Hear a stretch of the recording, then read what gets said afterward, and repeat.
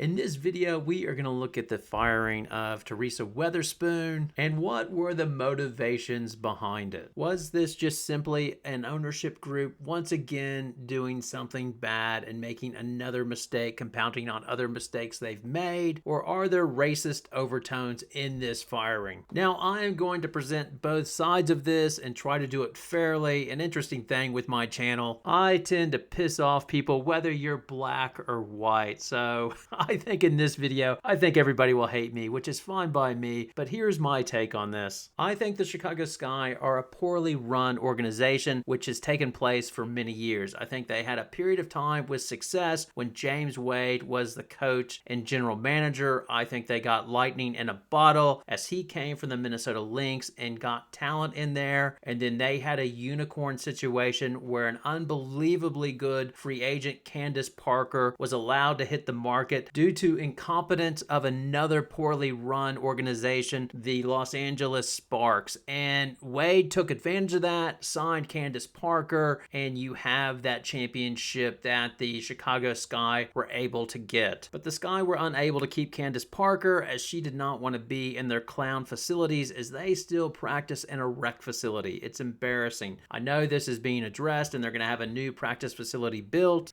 but that situation ultimately cost them Candace Parker as she left. Then James Wade had a bit of hubris thinking that he could build anything, and he overtraded for Marina Mabrey and gave up all of their draft capital. Now, did James Wade leave in the middle of the season because he was disgruntled with management, or was he truly lusting to go to the NBA? We will never know, but he did go, and he was replaced by his lead assistant Imre Vatansever, and it seemed for all money that Imre Vatansever would have the interim tag removed from his coaching title and take over full reins. But after they got swept, I believe, by the Aces at the end of the season, he was fired and they hired Teresa Weatherspoon. And then, funny enough, this is classic Sky management. 18 days later, they named their GM. Normally, you get your GM and then you name your coach because you want your GM and coach on the same page. But no, that's not how the Sky work. They named their GM Jeff Pagliacca 18 days after Weatherspoon got the job. Pagliacca was a development coach under James Wade, so presumably they spoke to him prior to bringing in Weatherspoon. Who knows if they were on the same page or not. There never seemed to be any tension between the two.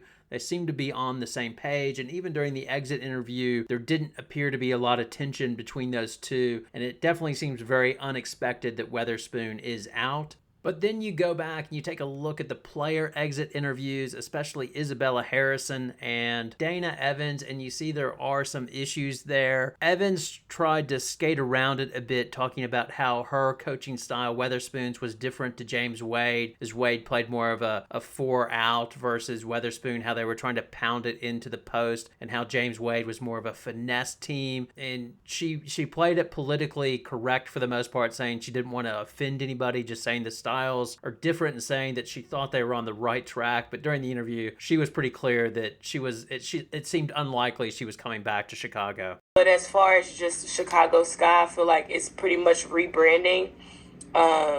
We have dominant post now, and I feel like it's just kind of slowly changing. I feel like James Wade's style was really different, like completely different. He didn't really have dominant 5 players like posting up as much. It was more so 4 out 1 in. It was just more finesse. It was a different style of play. It was faster. It was just different. So now I feel like it's more so slow the ball up a little bit and kind of like, I don't know, like it's just a different style of play. I don't want to say anything offensive or whatever, but different style of play, different coaching styles, and it's just, I feel like it's heading in a positive direction. Isabelle Harrison's comments were more scathing, but not directly, but just the comments she said were probably coach killers in a lot of ways, as she talked about how if schemes that were implemented at the end of the season would have been started from the beginning, that probably would have helped their season. I think it's more so just saying like things we put in later into the season, how much it would have probably been different for us if we would have implemented it in the beginning, just on and off the court. And that's something that when it's your first year just figuring it out, you see things in hindsight, you know? It's kind of like shoulda, coulda, wouldas. That's kind of what it was like. So yeah, I just give her the experience that I had this year and things I would have liked to see like earlier, and she was receptive to it, and I appreciate that. Basically, she was saying they put more motion offense because the players came to her and requested that. What's one thing that you would have liked to see earlier in the year?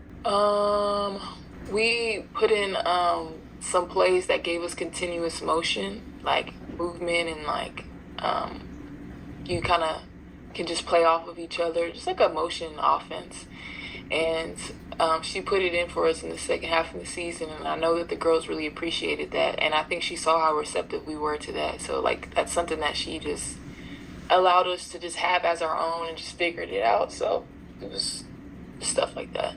So that's the main criticism that you would get from Weatherspoon. And then I've listened to a few of the beat reporters talk, and that's generally the older players feel that schematically Weatherspoon was overmatched at times. But overall, it seems like everybody feels like she managed the locker room well, still had the respect of the players, and they all played hard for her the entire season up until the end. That Weatherspoon was having an adjustment to the WNBA and refining learning X's and O's, it is not surprising, as her previous head coaching experience was at Louisiana Tech from 2009 to 2014, and then she was a development coach for the Pelicans. So this is why I'm calling BS on this firing, that, you know, her X's and O's weren't that great. That's ridiculous, because Chicago was clearly rebuilding this year with young talent. You could point and say Chicago's record in 2024 was worse than their record in 2023, but as well, they traded Kalia Copper away because Copper wanted out of there. So they had less talent, and she overachieved with the talent that she had. I thought there was no chance this team could make the final 8, and was surprised that they were, in the last week, they were still in contention, which is unbelievable. So the question begs, you hire an inexperienced coach who has growing pains, who's coaching a rebuilding team, and they just miss out on the playoffs, and you fire her after her first year. Why? My belief is she was deemed too black. Yes, controversial opinion, I have no doubt, but that is what I feel. I think management was extremely uncomfortable having a strong black woman coach their team, especially when that team at times seemed out of control and playing on the edge in terms of Chennedy Carter and her shot on Caitlin Clark and Angel Reese, celebrating the shot that Chennedy Carter put on Caitlin Clark. I don't think management liked it. I don't think at the end of the season, when Angel Reese was on the bench and she's talking to Weatherspoon in the fourth quarter and giving coaching advice, I don't think that was a good look that management liked, and I think that is why Weatherspoon is gone. Now, what will be the fallout from this? The first thing is, I don't know if Teresa Weatherspoon will coach in the WNBA again. I hope she does, but I don't think she will get a fair shake, in my opinion. Now, what direction will the Chicago Sky go in? Will they bring in Curt Miller, who has recently parted ways with the LA Sparks? That would be interesting. Again, that would bring the whole issue with Chennedy Carter back to the front, as Chennedy Carter is a free agent, and the only player that Chennedy Carter has played well with is Teresa Weatherspoon. And really, if Teresa Weatherspoon had one talent, it was unearthing or unlocking the potential of players that others might have looked away from. Specifically Chennedy Carter, that Curt Miller cut even though she was on a guaranteed contract. But Weatherspoon was willing to offer her a chance and a lifeline, and boy, did it pay off for the Sky. Now the question is, will the Sky double down on Chennedy Carter and pay her big money just to keep her there? And would Chennedy Carter stay there as well? They always have the option of coring her, but I can't see giving Chennedy Carter a max contract, but it is the Chicago Sky, so you never know what their next plan is. The other player, Angel Reese,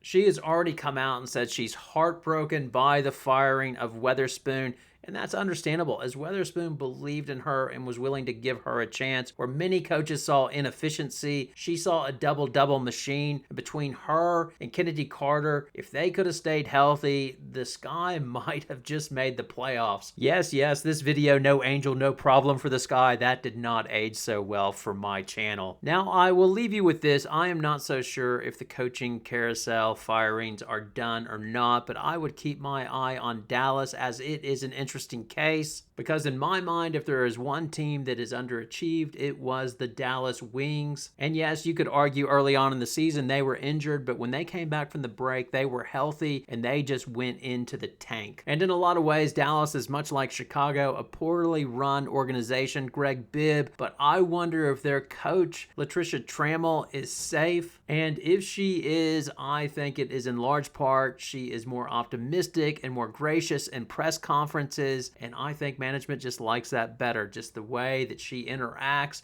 and presents versus how Teresa Weatherspoon presents. Now, I'm not saying that's fair or right, but I do think that is the case in my opinion. Now it's over to you. Your feedback, comments, all your poison is welcome. I'm sure gonna get it on this video. I have no doubt. Thanks a lot for watching. Have a good night.